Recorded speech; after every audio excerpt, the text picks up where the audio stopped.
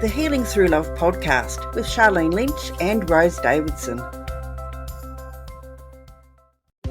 In episode 97, Erica Wiederlight discusses with us how we can integrate pleasure into our daily lives that can be used as a healing modality. And I check in with myself and I see on a scale, am I feeling crunchy? Am I feeling dusty, crusty? Am I feeling like, oh, maybe my shoulder, like I'm just like, ugh. Or am I feeling turned on? And turned on doesn't mean sexually. It just means I'm alive. I'm present in the moment. I'm jamming. I'm feeling good. Where are we on the scale? And there's no judgment. There's no wrongness. We just get to get curious about this. Where are we on the scale? And if you are feeling crunchy and dusty, crusty, as we do, because we're humans, like a dial, how can we dial it up more? 1 or 2 dials. What would that look like? And maybe for someone, it's like, I'm going to sit back, take a breath. Maybe I'm going to get a tea while I work. Maybe I'm going to listen to that beautiful music on Spotify while I work, So it doesn't have to be, I always joke, it doesn't have to be you in a chaise lounge being fed grapes. Welcome to another episode of Healing Through Love. Each week, we share ideas, experiences, and resources to increase the awareness of domestic and family violence and to empower survivors to grow and thrive.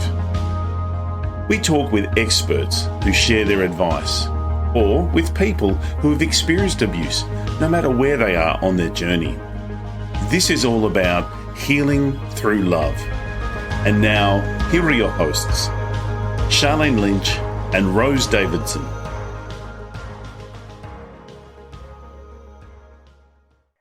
Hello and welcome to the Healing Through Love podcast, the space where stories of strength, resilience and transformation unfold.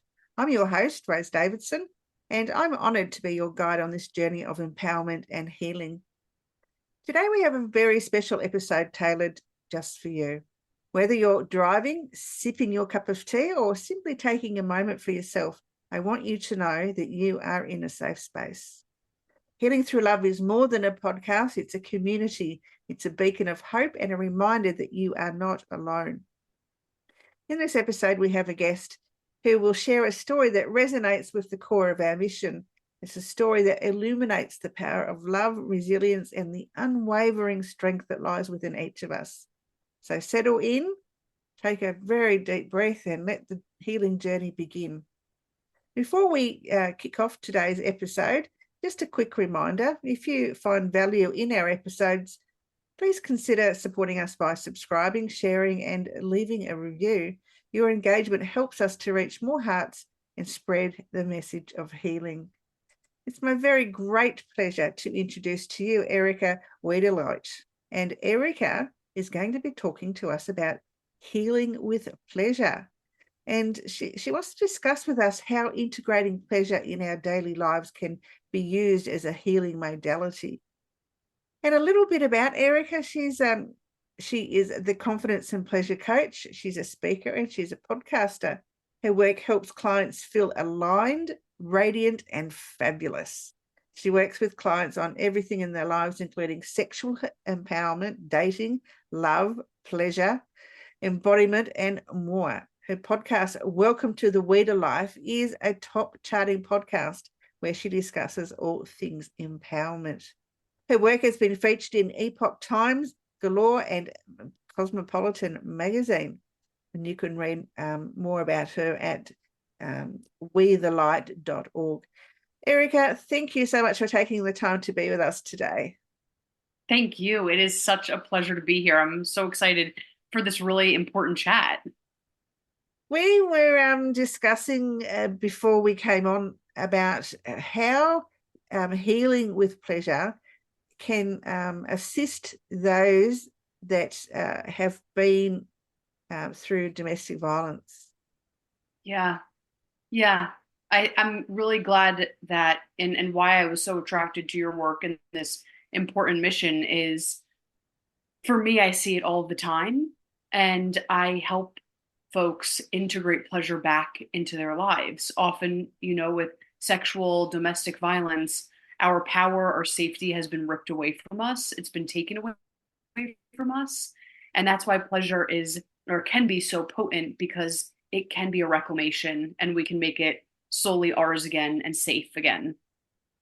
Yeah, it's a lot of us as women, we forego sexual pleasure because we think, well, either we're not worthy of it or we've been abused in some way that it has taken away our enjoyment of the finer things in life.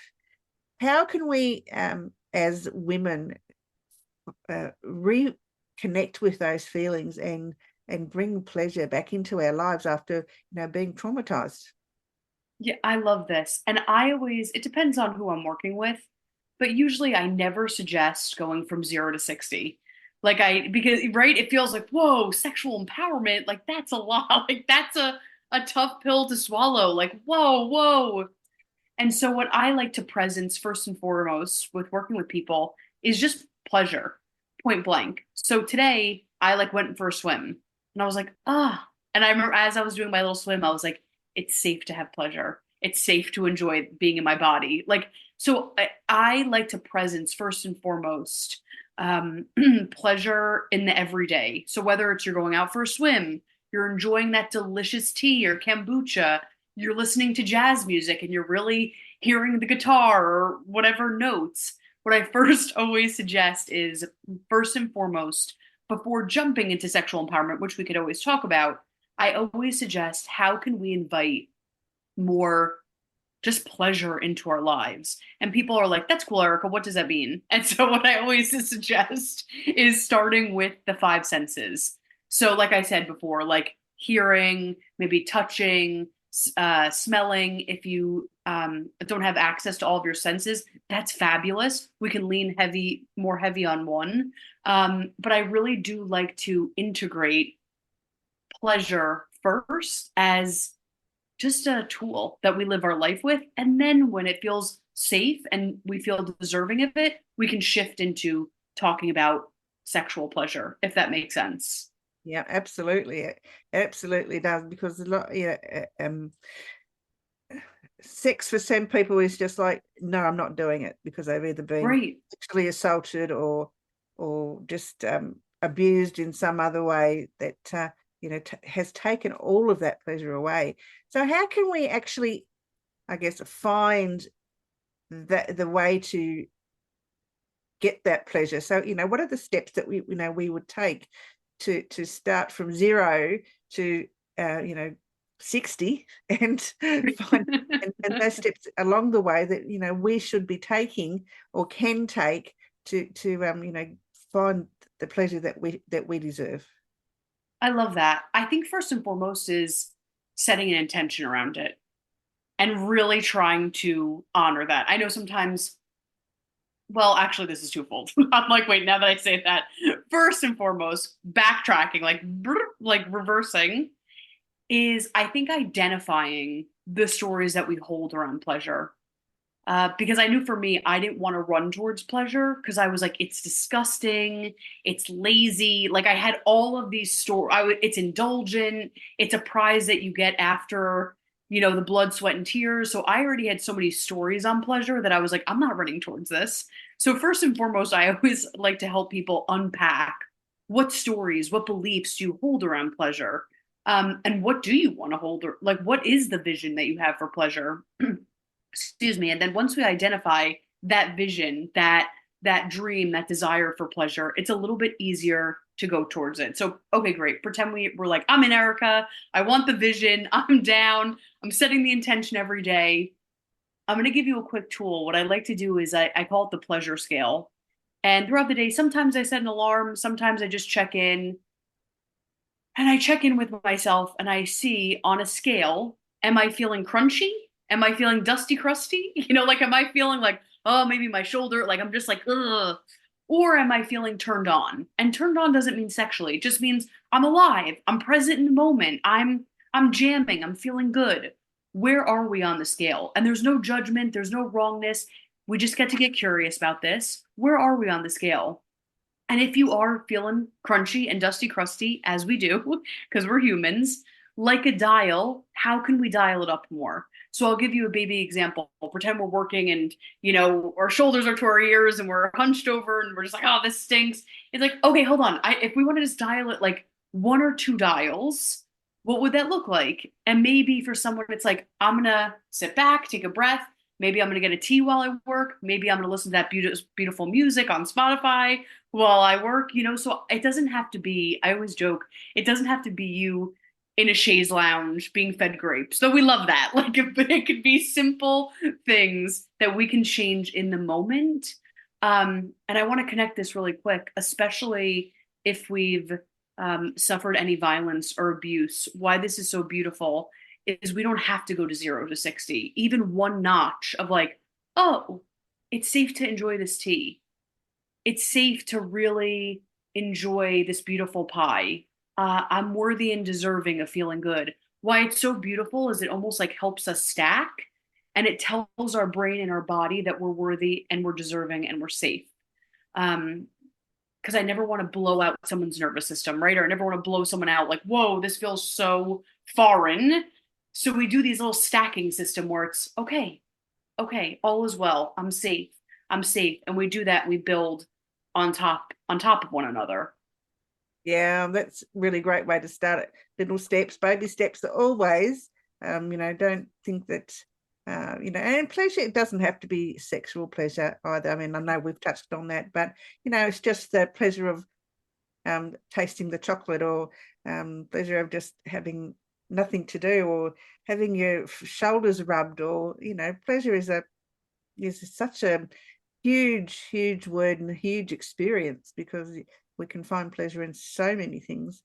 It's it's an amazing thing. But you're right. You've got to check in with yourself. You've got to find out what makes you happy, what gives you that pleasure. Because some people don't like chocolate, so it's no good trying to have a bit of chocolate if they don't like it. So so I guess the little baby steps that we're taking along the way, but how can we, integrate that into our everyday life? Because sometimes it's not so easy. You may have a really busy job, and you might have, house full of kids, or you might be going to school, all those sorts of things that take away the pleasure of life. So how can we check in with ourselves and make sure that we are, nurturing ourselves, and to find that little bit of pleasure each day? I love that. I almost treat it like a game. And we're high achievers. So, right, like so many of us are high achievers, and we think in our brain, I need to do this grandiose pleasure. Like I need to wear a bow. No. So the dare is doing something so small. And it sounds so silly because it's such a silly, easy concept. Like, oh no, is that really going to change something? But like it does, like it energetically. I always say when we tap into pleasure, it's almost like an energetic chiropractic adjustment. Like it's like like we get re-snap back in. So here's my little tool. It's called pleasure research. And I got this from my teacher, Regina Thomashower, Mama Gina. And why I want to call upon this is the last thing that you just said, which is so beautiful, is like you said, some people might not like chocolate. And the beautiful thing is we all have our own pleasure blueprint. And what's great is if you so choose, you can learn that blueprint. You know what I mean? So often we're like, I guess I should have the chocolate. I guess I should get a massage. That's pleasurable. It's like, that might not be your pleasure. So it's a privilege to explore, like, what is your blueprint? Because that's what makes you you. So here's what I want to say about infusing it into crazy schedules and being a productive human and doing things. Like we don't have hours and hours to give to this. So pleasure research is almost like putting on your childlike wonder glasses.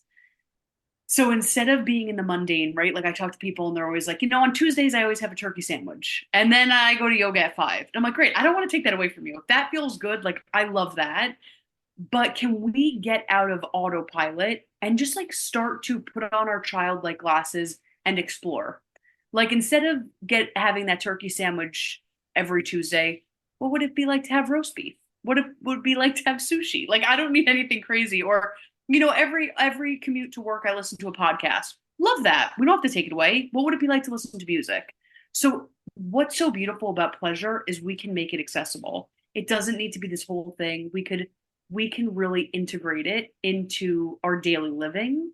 I just want us to start to research and start to be conscious about, okay, cool. Where can I infuse this throughout my day and throughout my life? Yeah, I mean, we've had a number of guests on the podcast that, about healing, and it is really based on the person. Yeah, you is right. It's a blueprint. It's a personal blueprint, and it all depends on your personal preferences and likes, dislikes. But as a DV survivor, and I know we touched on this earlier, how can we use this blueprint, especially when you're afraid of everything? Oh, that's beautiful. I think knowing how to honor where you're at, and go with me on this, like we said, not comparing your journey, your pleasure journey, to anyone else's. And so if it's today, I only have capacity to really be present to 30 seconds of the song, and then I am getting anxiety, I have to stop. Great, great. And a huge part of my work is celebration. And so what I invite everyone to do is, if they are like, I do want to start the pleasure journey very slowly and safely, I encourage everyone to start to celebrate. Like, okay, I took 5 breaths and that's what I could do today. I'm so proud of myself. Because so often, right, like we get on the comparison train, or we get on, oh, it should look like this. No, this is your journey. This could be so healing, so powerful, like a warm hug. We don't need to force ourselves into anything. Like, you get to take your time. You get to go slow. This is your journey. So my invitation is, celebrate the things that you think do not need to be celebrated. I'm like, really? Just that? I listened to one song? Yes, you did. Yes, you did. So my invitation is to really integrate celebrating ourselves throughout the process and making ourselves right, of like, that was enough for today and I'm proud of myself. And tomorrow I'm going to try again. You know what I mean? Yeah, absolutely. Yeah.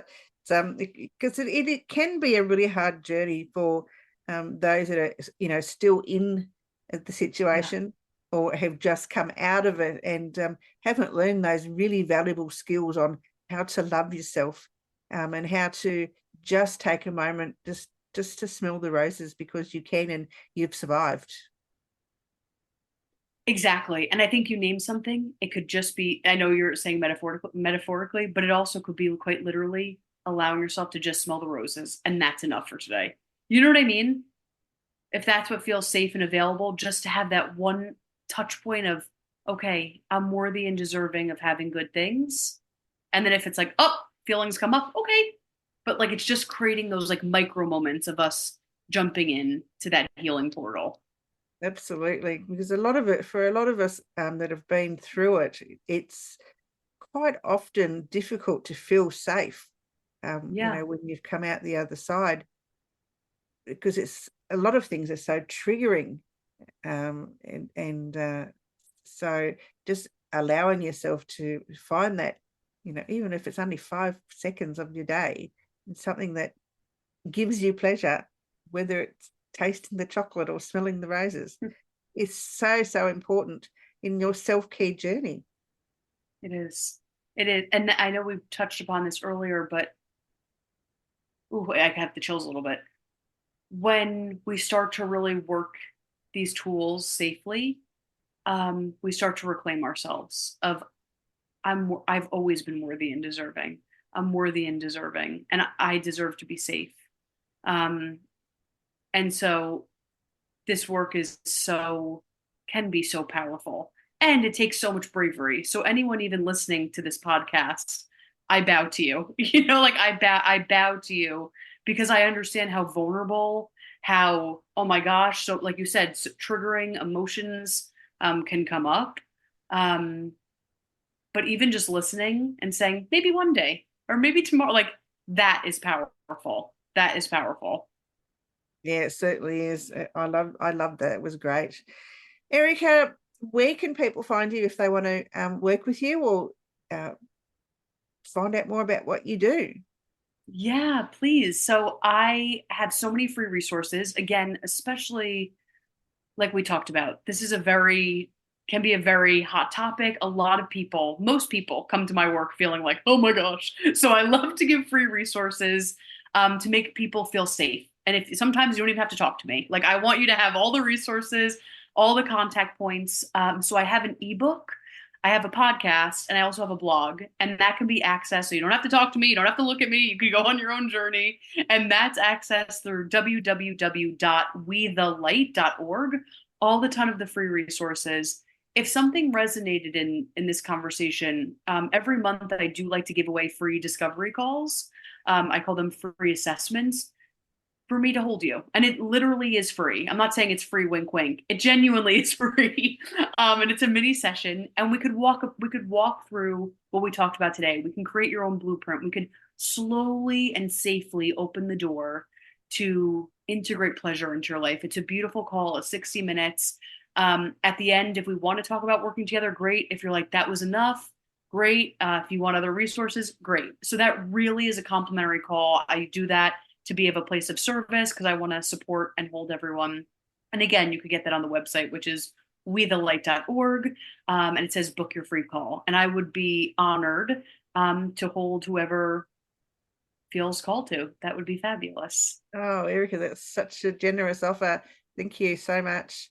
And please, anyone listening to this podcast, feel free to take up Erica on her offer at wethelight.org and, book a session with her, because honestly, from what you've heard from her today, she's full of information. She's full of great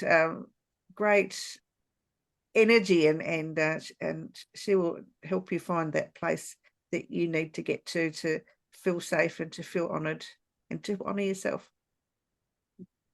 Love it. Erica, thank you so much for joining me today. It's been an absolute pleasure. Thank you so much. I appreciate it.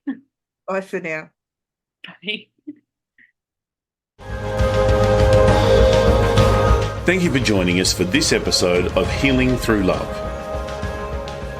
You can get further resources, see the show notes, or simply reach out to us via our website at htlaustralia.org. Thanks so much for joining us, and we look forward to your company next time on the Healing Through Love podcast.